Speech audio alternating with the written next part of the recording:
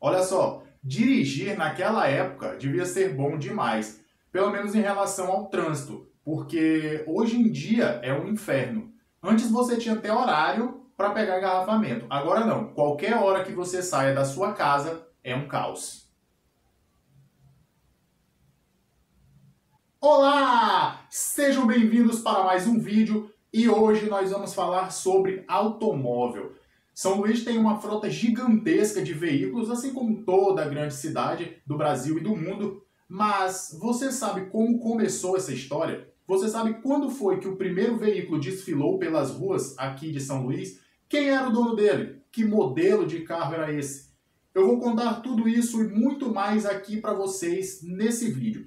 Mas antes, eu tenho duas coisas para falar para vocês. A primeira é agradecer a todos pela interação no meu primeiro vídeo, quinta-feira passada, sobre os pacotes misteriosos encontrados em praias maranhenses. Então, a galera tem curtido bastante, comentado, compartilhado e principalmente visualizado. Se você ainda não assistiu, eu vou deixar o link aqui na descrição e aí quando terminar esse vídeo, você vai lá e assiste, beleza? O feedback tem sido bastante positivo, mas me chamaram a atenção para duas coisas. Uma em relação ao áudio e a outra sobre essa cortina que está aqui atrás de mim. Então assim, o áudio, nós já estamos providenciando isso. Quando eu falo nós, sou eu e mais uma pessoa que é a minha produtora.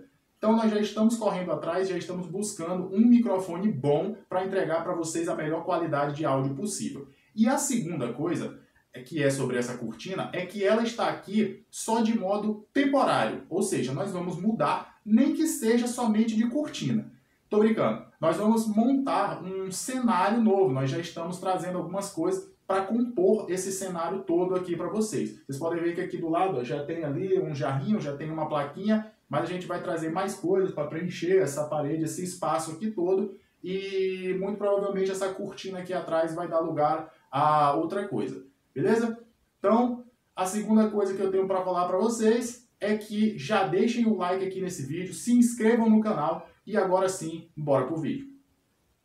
Então, o primeiro carro a chegar no Brasil foi no ano de 1891 e quem trouxe ele para cá foi Alberto Santos Dumont, o nosso ilustre inventor do avião.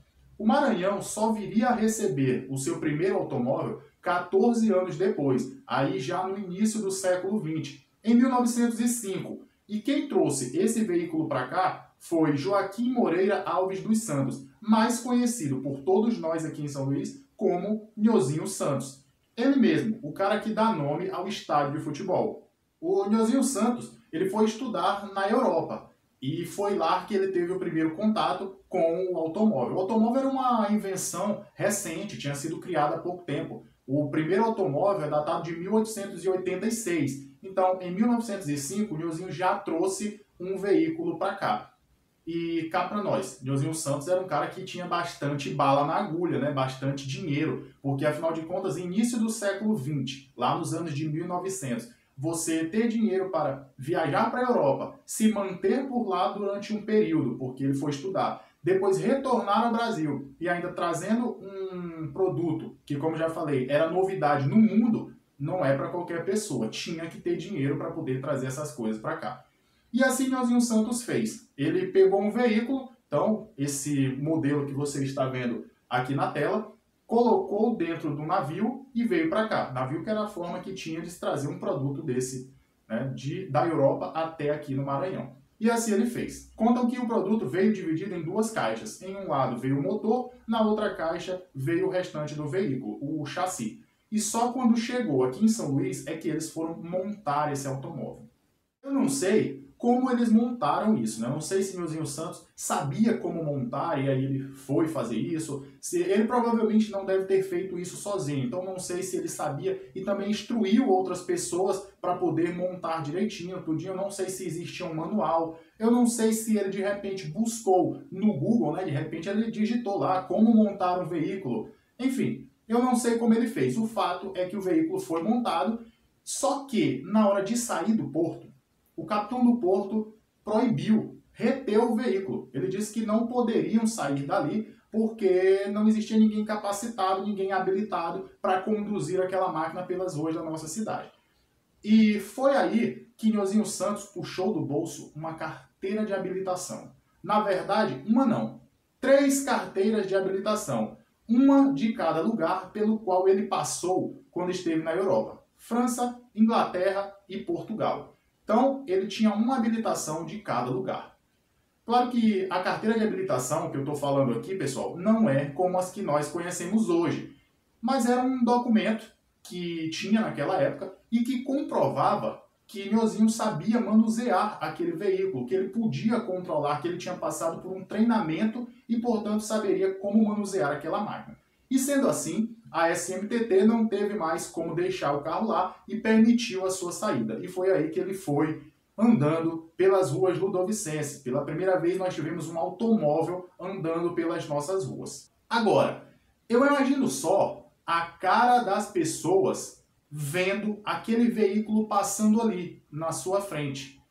Porque, imagina só, hoje em dia existem alguns veículos que não é normal você encontrar ele pelas nossas ruas, né, andando aqui pela nossa cidade.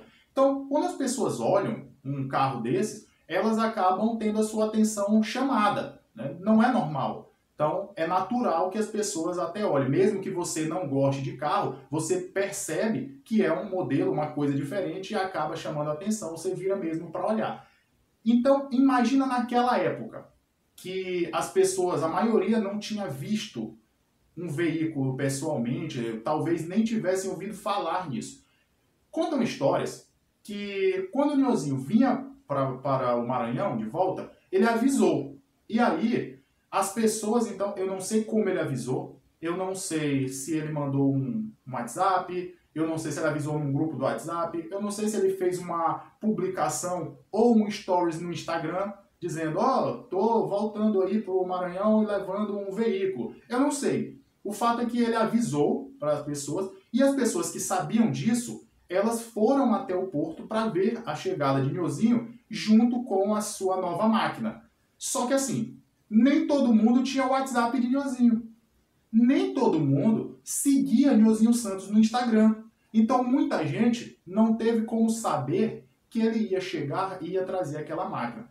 Então assim, algumas pessoas já deveriam conhecer o automóvel, seja porque viajou para a Europa ou seja porque viajou para outra região do Brasil. Afinal, como eu já falei, o primeiro automóvel chegou aqui em 1891. Então, algumas pessoas poderiam ter ido para outros locais no Brasil e conhecido algum automóvel. Existia também fotografia, mas não sei se todo mundo tinha visto. Além de ser diferente, né? Você olhar numa fotografia e você olhar pessoalmente.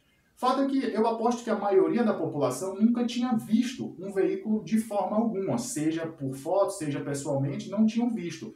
E imagino a cara de espanto, a cara de surpresa deles ao verem esse veículo aqui pelas ruas da nossa cidade. Imagino elas espantadas, com caras de se perguntando que produto extraterrestre é ele, ou que coisa do demônio, porque é assim que as pessoas costumam classificar as coisas que elas desconhecem, né? Um produto alienígena, se for um produto bom, é uma coisa de Deus, se eles classificarem como uma coisa ruim, é um produto do demônio. Enfim, eu imagino todas essas reações dessas pessoas vendo Nhozinho Santos passando com aquele carro pela primeira vez nas ruas da nossa cidade. E algumas curiosidades bem legais dessa época são as seguintes. Primeiro que você começou a ter um sistema de como você conseguir uma habilitação. Então, você podia escolher se queria uma habilitação profissional ou amadora. E você tinha que passar por uma banca de exame que funcionava como se fosse o Detran daquela época. Então, a pessoa que quisesse ser profissional ou ser amadora, mas acima de tudo, ser motorista, ela deveria passar por essa banca avaliadora que definiria se ela tinha a capacidade, se ela poderia dirigir ou não. Uma das pessoas que faziam parte dessa banca, obviamente, era o próprio Nhozinho Santos. Outra curiosidade é que o número de veículos ele começou a crescer tanto que em 1914 já existia um sistema de aluguel de veículos. Ou seja, menos de uma década depois da chegada do primeiro automóvel aqui no Maranhão, as pessoas já alugavam veículos. E nesse mesmo ano, de 1914, teve o primeiro acidente que terminou com alguém falecendo, né? Alguém vítima de um acidente de trânsito. As histórias contam que um motorista estava indo pela Rua do Sol quando um jovem saiu ali de alguma daquelas ruas transversais correndo atrás de uma bola e aí acabou sendo atingido pelo motorista, pelo veículo. O motorista acabou sendo inocentado porque, segundo as testemunhas, incluindo uma que estava junto com ele no veículo, todas foram a seu favor, todas disseram que ele não teve culpa do que aconteceu porque foi pego de surpresa pelo garoto que saiu correndo.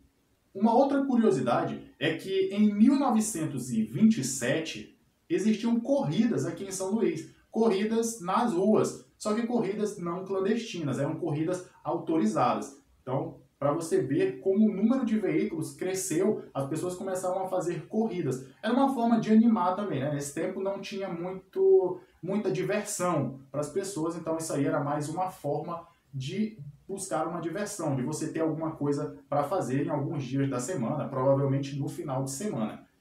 E nessa mesma época, dessas mesmas corridas, já existiam veículos que alcançavam 110 km de velocidade. Talvez você possa até achar pouco, mas para você ter uma ideia, 110 km é a velocidade máxima permitida numa rodovia federal. Então, essas BRs, BR-226, BR-315, enfim, todas essas BRs, elas têm o limite máximo de 110 km por hora. Isso para carros menores, tá? Carros grandes, ônibus, caminhões, eles precisam ir numa velocidade menor. Então, era muita velocidade para aquela época. E ainda mais se você comparar com a velocidade dos carros nos dias de hoje. Por exemplo, existem carros fabricados entre 2010 a 2020 que chegam aí no máximo a 140, 150 km por hora. E há mais de 100 anos atrás, há quase 100 anos atrás, você já tinha carros que chegavam a 110. A diferença é muito pequena. E sendo que naquela época os carros eram muito mais frágeis, tanto em relação a equipamentos de segurança, como a estrutura do próprio veículo. Existem histórias que contam que tinham carros que simplesmente as pessoas estavam andando na rua, o cara estava andando na rua com o seu carro, e de repente a roda do carro sacava e atingia pessoas que estavam andando na rua, para vocês terem uma ideia de como esses carros eram frágeis estruturalmente. Então, você vê que 110 km por hora é uma velocidade assustadora para a época que nós estamos falando. Se você tiver numa estrada, ou seja onde for, com o seu carro a 110 por hora e tiver um acidente, se você bater, se você de repente capotar, a chance de você falecer é muito grande. Entendeu? Então imagina naquela época que não tinha nada disso, que não tinha nenhum equipamento de segurança. Se hoje em dia os equipamentos já são poucos, imagina naquela época. E terminamos assim o nosso vídeo de hoje. Valeu, galera, muito obrigado. Não esqueçam de deixar aquele like, se inscrever no canal, compartilhem esse vídeo com todos os seus amigos em todas as redes sociais, beleza? Um grande abraço e até a próxima.